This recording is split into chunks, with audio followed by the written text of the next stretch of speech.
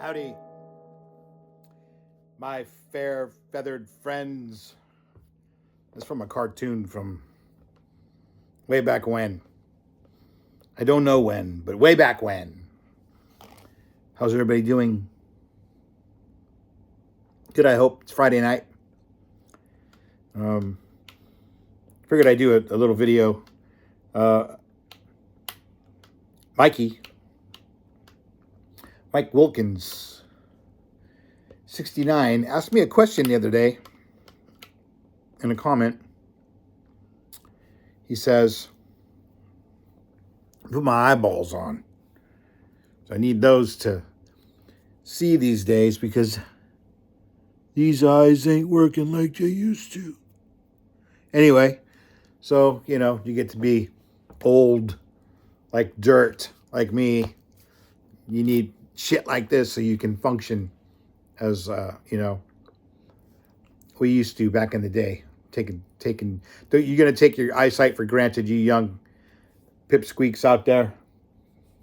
Do a lot of reading, and someday you'll be squinting and moving things farther away from your face so you can read them. That's when you need to get some glasses. Anyway, Mikey says, hey, Rick, what's the best amp if you want to cut and pass the cardboard hippie distortion and have good rhythm and lead tone? # fuck JCM 900 with a tube screamer. I have to concur. I've never heard a good sounding JCM 900. I've heard people talk about how good their JCM 900s are, but I haven't heard one. And I beg to differ that there is a good one out there. I bought one when they first came out. I worked at a music store. Yes, we were a Marshall dealer. So I gambled and I bought one. I don't know. I forget which model it was. It had reverb. It was like one of the first models. The JCM 900s came out after the 800 series.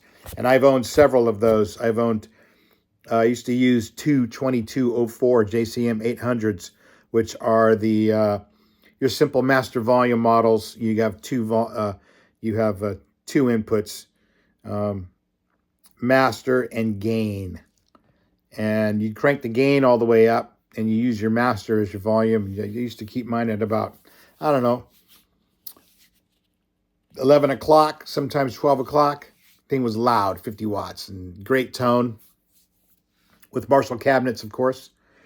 And great tone, man. I used to put a little, I used to use a Boss DOD. No, a Boss OD1. Boss DOD.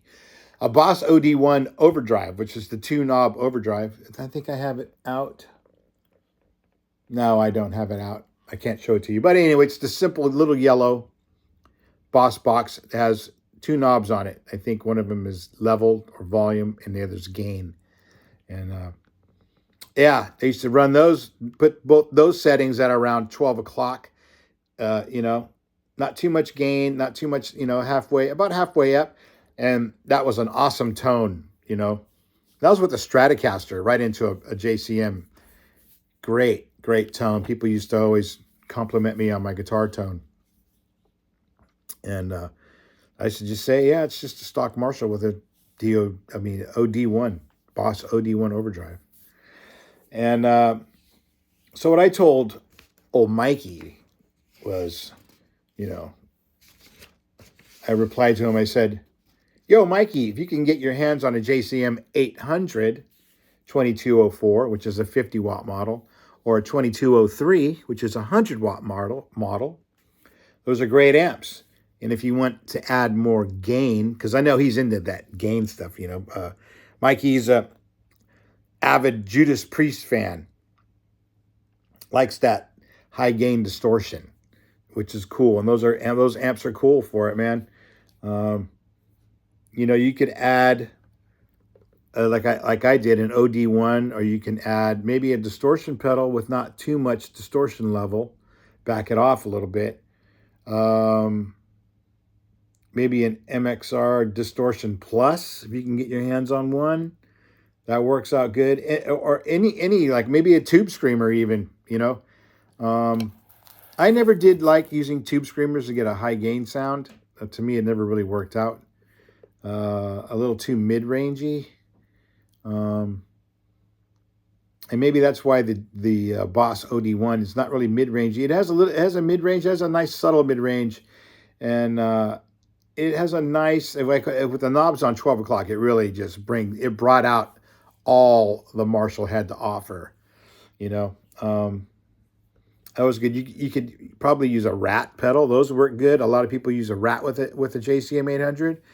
And those are very sensitive, like a distortion pedal. But if you back the gain off on a distortion pedal, you could find some nice overdrive sounds there. And the Rat pedal, if you can find an old one, they're really articulate. They really respond well to making a bass percussive, like a really good, they'll make that speaker jump, right? And we're going to get into speakers in a minute. They also have this tube plug and play mod. I think there's one that's called the Mr. Scary, which is like George Lynch endorses it, but it's two 12AX7s on top of this little box that plugs into your tube socket, your 12AX7 preamp tube socket, your gain stage preamp tube. I think it's the first one. And that really turns that amp up. That really gives you a lot of gain without having to use an overdrive pedal. And then you just use the volume knob, and that's what a volume knob on your guitar is for. It can also change tones as well as change the volume. Okay, so you want a nice clean rhythm sound, back the volume off. Everything doesn't have to be on 10 the whole time, As some guitar players have this bad habit of just diming the guitar. And you can really open up a lot of windows and get a lot of different sounds and tones by manipulating your volume knob. Just backing off the gain of the pickup a little bit, you'll find that it mellows it out. And then when you want to get into a solo, just turn the thing up. I mean, this is just going straight in to my Blues Junior. This is the volume all the way up.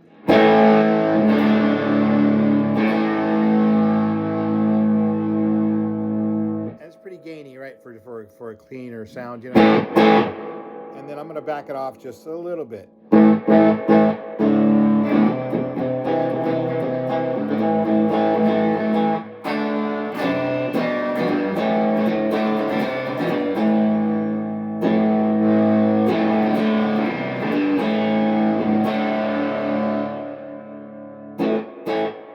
That's not even rolling it back halfway, but just a little bit. And it makes a big difference. You can really change the overall tone and sound of your guitar. I suggest you play with the volume knobs a little bit. But anyway, those are good amps. JCM 800, 2204, 2203, you know. Then they also have what's called the 2210 and 2205, which is a higher gain master volume Marshall. I think that amp also has reverb in it. It's, Michael Schenker likes to use that 2205 50 watt. And it's a great sounding amp. You don't even need to put pedals in front of that thing. I mean, it's got enough gain. I think it was one of the first higher gain Marshalls, way before the 900. And 900s were supposedly the upgrade to that, but I always thought those 900s sounded harsh. Never had a good bottom end, real flubby, just horrible. And that's why they didn't last too long, right? I mean, they weren't on the market that long. You don't see people knocking down doors trying to buy 900s. I don't even know anybody who's a professional recording records in any band using a 900 that I can recall, I mean, it's always JCM 800s, Everyone's using 800s. They're great sounding amps. You can't beat an 800 for hard rock and for metal, The JCM 2000 DSL, another great amp. If you can get an early one, preferably one manufactured after 2005, because the early ones had some bugs, but they ironed them all out after 2005. That's a great amp. I have one. I have a 100-watt model. Mine is a 2003, and I haven't had any issues with it. It's got EL34 power tubes, which EL34 power tubes, I believe, are more percussive, give you a little tighter bottom, more articulate than a 6550. So, that's another thing. Make sure you got the right tubes in there. You can always modify your 6550 to an EL34 if you like that tight percussive sound. Some people love the 6550s. I don't really care for them. They don't sound bad. To me, they're a little bit more fizzle, grainy, gainy. I don't know. It's just got a little bit more sizzle, which I don't really care for, too much sizzle. But yeah, the 2210, 2205 JCM 800 is a great amp. And, with those amps, you just need to use like a Boss EQ or any EQ, and there's your lead boost. Just turn the levels up on your EQ, and when you got that high gain amp, you just step on your boost pedal, and you're cutting through the mix like the old Mad Axeman, Michael Schenker himself. Yeah. So anyway, that's, little amp talk for all it's worth. I'm, like I said, I'm using my Fender Blues Junior. It's a modded. It's got a Frommel mod. I don't know if you're familiar with that, but you could buy a Frommel Deluxe mod kit, which changes all your electrolytic capacitors, some resistor values, changes the bias, cools the amp a little bit. It's not such a hot bias. I got my bass cranked all the way up. Before I modded this thing, you could not turn the bass up on this thing. It would just, what we call flub or farty. It's kind of flubby bottom end. Sounded like complete shit. Kind of discouraged me from using the amp. But now that I've had it modded, it sounds fucking fantastic, man. I love this thing. I gigged with it the other night. I'm going to use it on my Tuesday night gigs because it's kind of a smaller room and we're a trio. So this thing turned up about 75%, maybe all the way up, will, deliver the goods. Now, about this amp, after I modded it, I bought a Mojo Tone Tweed Blues Junior cabinet, which is 2 inches wider than the stock cabinet. So you're getting a little bit more cabinet. You're getting an overall bigger tone board. It's 2 inches, it's 2 inches wider. Times the, the dimension going up. So, say it's like 12 inches, high. So 24 square inches of more surface for the soundboard. So you're going to get a little bit more bottom there. You got more to resonate. I also have a vintage 30 in that thing, which is 100 dB sensitive, which means it's louder than, say, a 25 watt Celestion G12M Greenback. It's 3 dB louder. And believe me, sensitive, it's that 3 dB is a huge difference. And I've talked about that in the past, where I used to use a 50 watt head and a Marshall watt head, 100 watt head. And one day I mixed up my vintage 30 cabinet and crossed them up. Used to use the 50 watt with the vintage 30 cabinet, and that was loud. It was just as loud as the 100 watt Marshall into a normal G1275 cab, right? So there's that.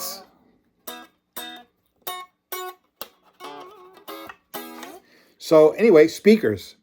Let's talk speakers.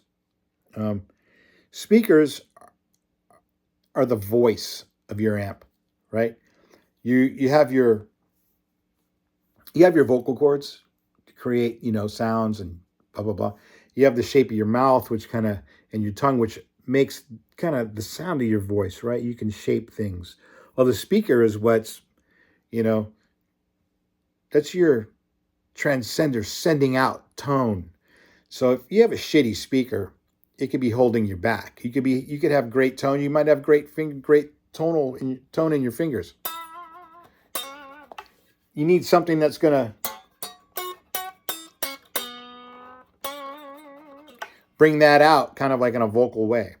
So the stock speaker that came in this Blues Junior was this Italian-made Jensen. Garbage. Complete garbage. I mean, it's a clean, decent sounding speaker. Is it great for guitar? Not in my opinion. It doesn't, it's a flubby, doesn't handle bass response too well. It doesn't have a sweet upper mid characteristic that I'm really into. I'm a Celestion guy. I think Celestion's got the best sounding guitar speaker. Fight me. Find something that'll outperform it. I don't think so. And unless, it's not a clean speaker, put it that way. It doesn't compete if you want to go super clean with, say, a JBL or EVM. Those are a lot cleaner speakers. The mid-range and the high-ends are really smooth. You don't get a lot of mid-range coloration there. You don't get this great guitar sound for like gainy guitar sounds.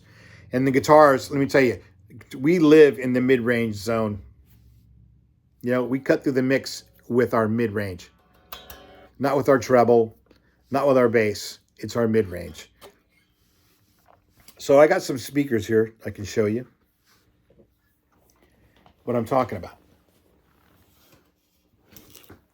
This is the speaker you love to hate. The Celestion Vintage 30. 55-ounce magnet. This one's made in England. And it needs to be reconed.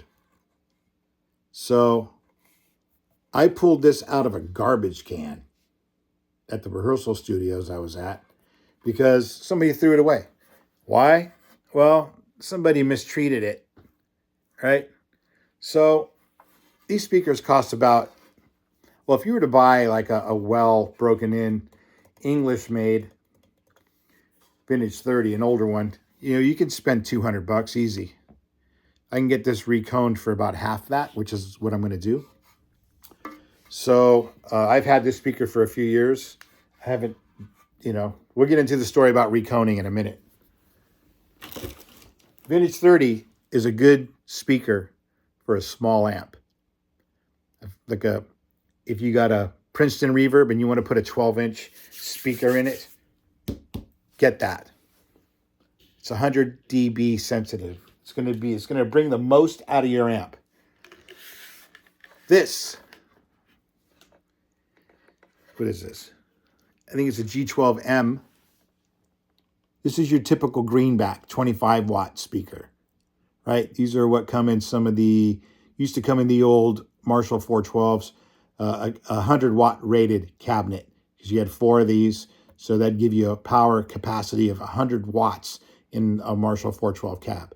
This is a great speaker. 75 hertz bass response. It's 97 dB sensitive, so it's not that loud of a speaker. So like for a 100-watt head, or if you know you want to keep the volume down using a bigger amp, using these speakers kind of helps that because it's not as loud as, say, if you had a vintage 30 412 cabinet, that your amp's going to be loud because that's a really efficient speaker and a lot more efficient than this. It's going to be louder. It's going to be a lot louder, and you're going to have that more of a syrupy sound out of the vintage 30. This is a great mid-rangey, upper mid speaker. It's a good, I've used these. I got a Marshall 412s with 2 of these on top and 2 vintage 30s on the bottom of the 412. That's a great mix, great combo. Yeah, that's what I do with my Marshalls. Anyway, moving on. Ugh, there's this son of a bitch. Heavy, 55-ounce magnet. Okay, this is a G12H. You see that number down there, the very bottom? 55 hertz bass resonance. This is a bassy speaker. If you want more bottom end out of your amp, then this is what you want to use. 30 watts, it says. But listen to this. If I push in on the cone, you hear that? That voice coil is smoked. I smoked that voice coil with a 22-watt deluxe reverb. So this is going to get reconed with the 65-watt voice coil to the G12H spec, 55 hertz cone, right? I'm going to send this to Scumbag Speakers, Jim in Arizona, to recone. And that's the only guy who's qualified, I believe, to recone these bad boys. This is a great speaker. I have 2 of them, and I smoked them both with my deluxes. Believe it. Great speaker, though. Big magnet. Big magnet. This is the G12, and you can see the difference. G12, 25-watt Celestion greenback. G12H, 30-watt Celestion. See the difference? You got a cabinet with these, all 4 of these in there, it's going to be heavy, or all 4 vintage 30s. Vintage 30 is the same magnet. Very heavy. Crazy, man. Crazy. Great speaker. Then I have this Creamback. This is a great speaker. I got to be careful with it because it works. I took it out of I took it out of a 68 Deluxe Custom, or whatever they call it, Custom 68 Deluxe Reverb, which I gave to my son. And I put the V-type speaker back in it for him. This is a G12H, like that heavy-duty magnet I just showed you, the green one. But this is a 75 hertz cone. So this doesn't have as much bottom end.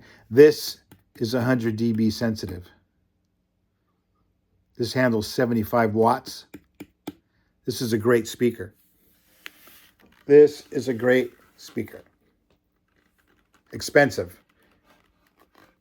These Heritage, that G12H, they're, you know, $250 and up. This is like, you know, it's almost like we're trying to buy an Alnico, a Celestion Alnico, like in a Celestion Gold or a Celestion Blue or a Celestion Ruby. Those are going to cost you close to about $300. Those are 100 dB sensitive. Those are great speakers as well. I don't have any Alnicos. I wanted to buy one, but it wouldn't fit my Blues Junior because the Alnico magnet pops out a little more, right? It's got a little deeper, so it was going to hit the backboard. I didn't want to cut holes in the backboard just to put the speaker in there. So I put a Vintage 30 in there because the Vintage 30 is 100 dB sensitive, and I love the sound of a Vintage 30. Some people hate them. I love them. I love the syrupy tone. These are syrupy tone speakers. These heavy magnet speakers. They're great. Celestion Creamback G12H heavy magnet. The kind. Okay. Now, I think I showed you 4 Celestions, right? Here's a speaker I'm really looking forward to trying out. I just bought this, and I got this from Jim. He's reconing right now. I have an old blackback vintage Celestion G12H, 75 watt, kind of like that creamback speaker I showed you. He is reconing that for me. Scumbag speakers. Now this is a great speaker. He makes a bunch. He makes this in a H55, which is the heavy magnet. This is more like a 25 watt greenback. That's what this replicates. And this has, you know, the small voice coil. I don't want to take it out of the, okay, I will. You got to be careful because I haven't installed it yet. I don't want to put my finger through the dust cover or, God forbid, ruin the fucking cone. But look at that. This is just like a vintage Celestion. That's what this guy does. He did his homework. He studied and studied and studied all the pre-roll Celestions, all types, and broke down the characteristics of the cone. I mean, if you go to his website, scumbagspeakers.com, you could find out how the name came about. Okay, I wish I would have bought these a lot sooner. I would have loved to put this in my little Blues Junior. I still might, but I want to get this speaker is only 97 dB sensitive. He makes one that's 99, and I think I might buy that one and put it in my Blues Junior. This is going to go into my Pro Reverb with the G12H he's reconing. So it'll be a Scumbag recone and then his M55 inside my 67 Pro Reverb, Blackface Pro Reverb, which I can't wait to get back, and I can't wait to install this. These are broken in already. It's a standard feature. So when you buy Scumbag speakers, they all include the break-in. They're all broken in. They're ready to rock and roll. And the reviews on these is like, this is the best sounding speaker, according to a lot of people that fool around with Marshalls and Celestions and you know, guitar speakers. This is supposedly the best made like the old Celestions back in the day. You know, a lot of them now are made in China. You know, even the vintage 30s were made in China for a minute, but they stopped that because I think it was obvious that there was a problem with that. So now the vintage 30s are made back in the UK. These are made in the good old USA. Okay, these are made to the Celestion, old vintage Celestion spec with Jim's custom cones. Look at the surround on that and the dust cover on the voice coil. That looks like an old school Celestion, huh? I can't wait to put this in my amp. Once I get it back, it's on the bench. It's getting looked at, making sure all the specs are cool on the caps and, you know, filter caps are good. So there's that. There's all those speakers.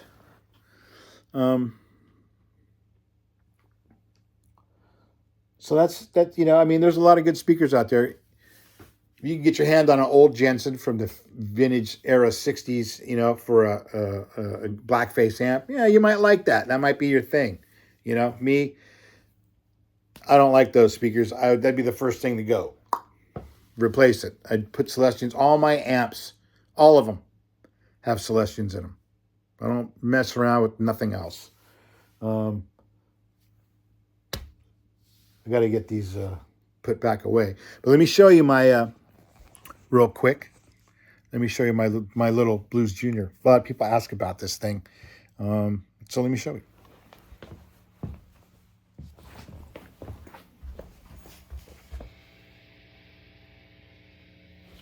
Can you see that? That's the front of it. It's 2 inches wider than the stock one. I sprayed it with some lacquer, some aged tinted lacquer. I think I got it from StewMac. I sprayed it before someone took the baffle, took the soundboard out, and just sprayed it, right? Then I got one of these on eBay, and I stapled that on there to make it, cool.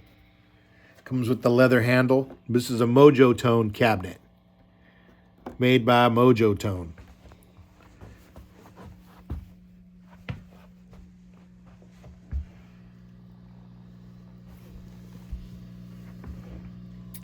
You can see the vintage 30 in there, right? There's the old nameplate. I got the Frommel sticker on there. That's the mod kit that's in there. Frommel mods. I also changed the reverb tank. I don't know if you can see that. That reverb tank is a MOD 3-spring reverb, and that really made another big difference. More decay, longer decay, big reverb sound out of that little guy. So, yeah, that's the Blues Junior. That's my little workhorse that I use for my Tuesday night gig at Callahan's in Santa Cruz. I was going to use my deluxe, and I actually brought my deluxe with me at our gig Tuesday. Didn't use it. Started using the deluxe. I mean the Blues Junior, and if it wasn't loud enough, then I was going to break out the bigger gun. But it cut through.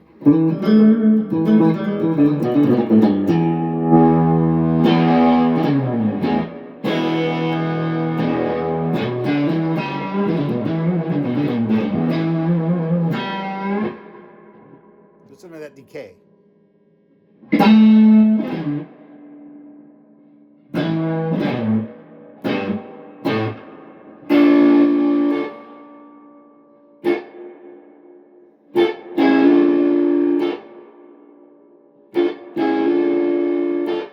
That reverb's about halfway up.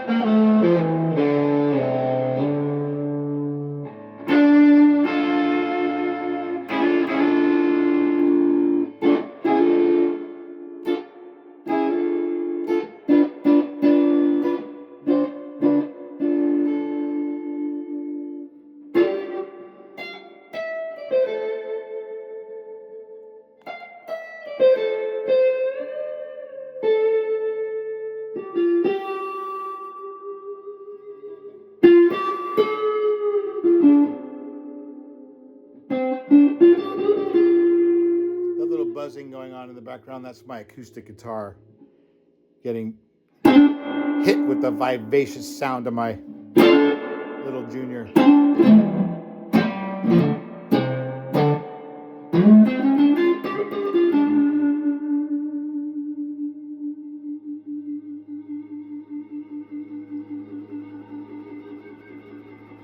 Frommel modded Fender Blues Junior. Vintage 30, Mojo Tone cab. Best thing I ever did to that amp. God, I never played that amp. It just sat collecting dust. Sounded like shit. Now it sounds heavenly. Anyway, that's my story on speakers and tone. And a lot of people, I think, are some people, not all people, not a lot of people. There's a few people that are tone deaf. And I don't mean like tone deaf, do, re, mi, fa, sol, la, ti, do. Not being able to differentiate the semitones and the major scale or the minor scale, or identify the thirds, or knowing when they're in tune and out of tune. I don't mean that type of tone deaf. I mean guitar tone deaf, right? Like guys who think their 900 sounds kick-ass, their JCM 900s. Anybody who thinks their 900 sounds kick-ass, so probably a good chance you're a little tone deaf, where you couldn't tell one guitar sound from another. You know what I mean? Like, everybody knows Michael Schenker's got a great tone, right? And if you don't know what we're talking about, then it's a good chance you're tone deaf in that regard, right? I've seen a lot of guitar players, and some of them may have some great chops, man, but I listen to their guitar tone, and I'm like, oh, man, that guy can play, but Jesus Christ, man. Either he needs a new amp or something ain't right. Just harsh, thin, too bassy, or he's using a modeling amp live. That's another horrible guitar sound. If you think you're getting a good guitar sound with a modeler live, there's a good chance you're tone deaf. Nothing sounds like a tube amp. I'm sorry. I'll argue till I'm fucking dead. But there ain't nothing that replaces a tube amp. Nothing. You know this. So you're in denial if you think that you're whatever I don't even know the names of them fucking things, because I don't give a shit. I don't study them. I've heard them. I've had people try to pitch me on them fucking things. I got a Line 6 as one of the first modeling amps. I know it doesn't compare to what's being used now, but, that thing never did shit for me except for, keeping my neighbors happy, because they sound good at real low volumes. It sounds like you're playing through a wall of Marshalls if you're keeping it below having conversation levels. As soon as you start turning it up to where you can't hear somebody talk, it just sounds like shit. It sounds harsh, empty, thin. Sounds like crap with a K. That's all there is to it. Anyway, leave your comments. If you don't agree, tell me. Go ahead. Leave your hate mail. I welcome it all. I leave my comments to where nothing is blocked out. So you can say whatever the fuck you want. And I'll do the same, as I just did. So anyway, happy Friday. I hope you have a good weekend.